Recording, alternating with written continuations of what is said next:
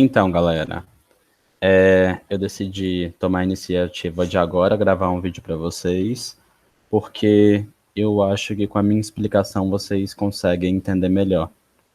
Então, antes de falar um pouco sobre trigonometria e explicar os principais pontos, a gente vai voltar e relembrar o que é um triângulo retângulo e quais são os elementos que tem nele.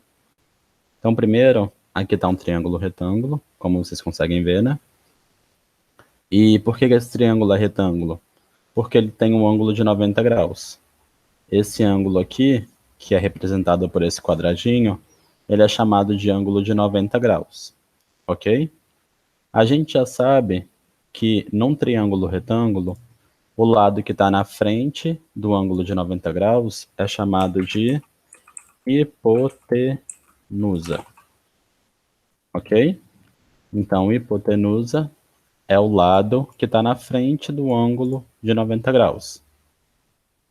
Quem tiver dúvida, é só pegar o ângulo de 90 graus e fazer uma setinha. O lado que estiver na frente dele é chamado de hipotenusa. Os outros dois lados, eles têm nomes, que também são bem característicos. Cada lado se chama cateto.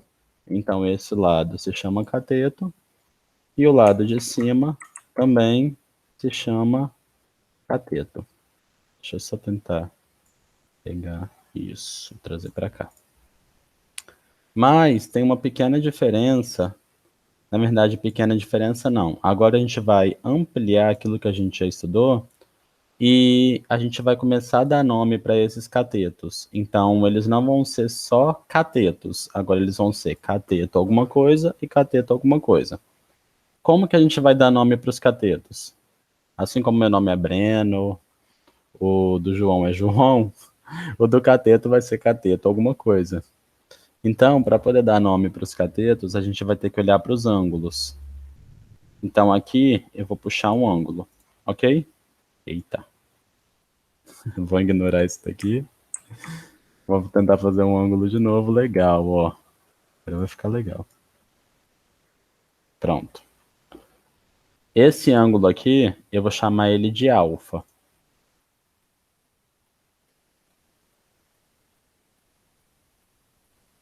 Isso é um alfa, tá? Tipo um peixinho. Ou a gente pode chamar ele de x também. Talvez x é melhor, porque fazer o x é mais fácil do que fazer um alfa aqui. Chama ele de x. Esse ângulo x é um número qualquer, tá? Pode ser 20, 30, 40, 50. Só coloquei x para a gente poder representar um ângulo qualquer. E aqui em cima também a gente pode fazer um ângulo e pode chamar ele de y, se quiser. Ok? Então vamos lá. Como que a gente vai chamar os catetos? Vamos olhar primeiro só para esse ângulo x aqui. Eu vou até apagar o y e depois eu olho de acordo com o y. Vamos olhar só para o x primeiro. A gente tem dois nomes que podem ser para os catetos. Tem o cateto oposto, que a gente vai chamar de CO, ok? E tem o cateto adjacente, que a gente vai chamar de CA.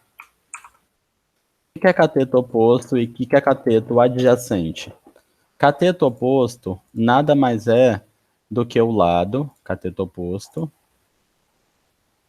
nada mais é do que o lado que está na frente do ângulo que a gente está olhando.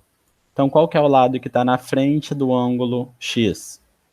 É esse lado aqui, que eu fiz o risquinho de laranja.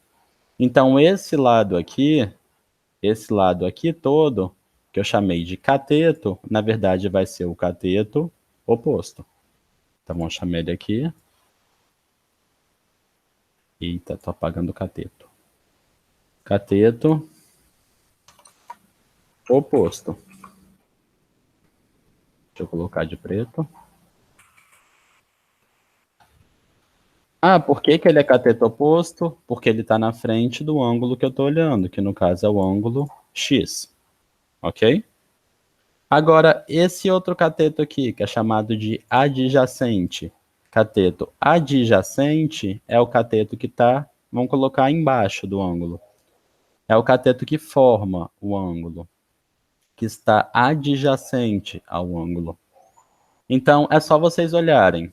Identificar a hipotenusa é fácil, que é o lado que está na frente do ângulo de 90 graus. Identificar o cateto oposto é fácil, que é o que está na frente do ângulo que a gente está olhando. O cateto que sobra necessariamente vai ter que ser o adjacente, ok? Então, o que sobra depois que vocês identificaram os dois catetos, quer dizer, depois que vocês identificaram os dois lados, ele vai ter que ser o adjacente. Então, esses elementos vocês têm que memorizar. Para qualquer triângulo, retângulo, sempre vai ter esses três elementos: hipotenusa, cateto oposto e cateto adjacente. Vamos agora fazer esse mesmo triângulo. Eu vou tirar essas partes aqui. Eu vou pegar essa mesma figura aqui e vou copiá-la aqui do lado para a gente poder visualizar uma coisa. Deixa eu colocar aqui. Agora, a gente não vai olhar para esse ângulo X aqui, ok? Eu vou olhar para o ângulo que está lá em cima, que eu vou chamar ele de Y. E vocês vão ver que vai mudar um pouquinho isso daqui. Eu vou deixar os nomes cateto oposto e cateto adjacente ainda. Vou fazer um ângulo aqui. Eu vou chamar ele de Y. Agora presta atenção. Em relação a esse ângulo que eu chamei de Y, quem agora é o cateto oposto? Quem é o que está na frente dele? O lado que está na frente dele? Se vocês observarem bem, o lado que está na frente dele é esse lado aqui, ó. Então, esse lado aqui, que antes era o cateto adjacente, quando eu olhei para o ângulo X, agora ele não vai ser mais cateto adjacente. Ele vai ser o quê? Deixa eu apagar então isso, que ele não vai ser mais cateto adjacente. Agora ele vai passar a ser oposto.